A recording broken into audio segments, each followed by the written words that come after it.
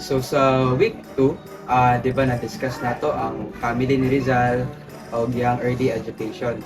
So as a child, syempre, nagyapon na i-dream si Rizal yapon na nadala niya until siyang adulthood. So, especially na to, kasi like situation ni Rizal katon na siya sa Pilipinas. So actually, ang situation sa Pilipinas ato is under sila sa Spain. So kabalo naman sa ng Spain, di ba? So kanang mga Spanish people, dili sila kayo nice sa mga Filipinos.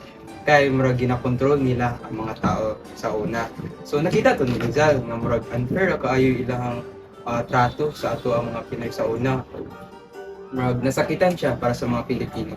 So iyang dream, ang main dream ni Rizal or iyang gusto gyud nga mahitabo sa Pilipinas is para ma-equal ang pagtrato sa ato same sa uban nga mga nasod kay kisa pa'y ganahan nga iyang own nga mga tao sa iyang own country kay lain ang pagtrato kaysa sa mga nakita niya sa ubang tao, di ba?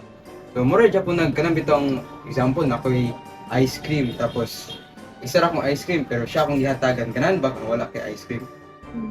Di ba lain kay tan-awon. So kung ako si Rizal, malain pud ko para sa imo ha. So mo to iyang murag nag-base iyang dream nga ay gusto na ko i-change ni nga sistema sa Pilipinas. Gusto na ko nga tanan tao dito equal ang mga rights ko.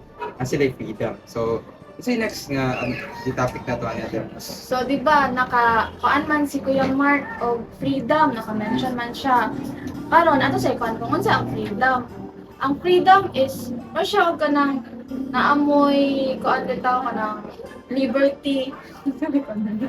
Malaya. Murag, free mo or namoy ka ng kalayaan para buhaton ang inyong gusto kanang wala kayo mga reguli ka ng mga kan dito Higpit kayo nga o ginabawal. higpit o kanang mga rules nga grabe ka higpit nga murag halos dili na nimo mga kuan bitaw kanang di na siya murag kuan sa kanang moral like na siya yung main act or morally inana. So mao na ang gusto ni Rizal kanang makuanin niya ang makuhaan sa Philippines ang freedom ma-achieve nila. So, ang iyang pag-achieve niya sa freedom is ipaglaban niya or nagbuhat siya og mga libro which is ato nang ikuan sa mga sunod nga weeks, okay? Nagbuhat siya og mga libro para kuan ka ng wake up call or magising ang mga Pilipino sa mga gipangbuhat sa mga Spanish colonizers sa mga Pilipino nga mga dautan. Nya dili gusto si Rizal og mga dautan unya sa pinakauna pa lang kay atuan ang di ba ng Pilipinas, di ka na kanang own na sa Pilipino.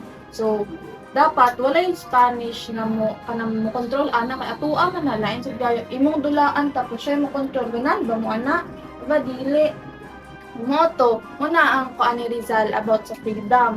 Mo na iyang big dream, yung dako nga pangandoy para sa Pilipinas o sa mga Pilipino. So, that's it for the topic. Ay, dili ni week 3. So, that's it for the week 3.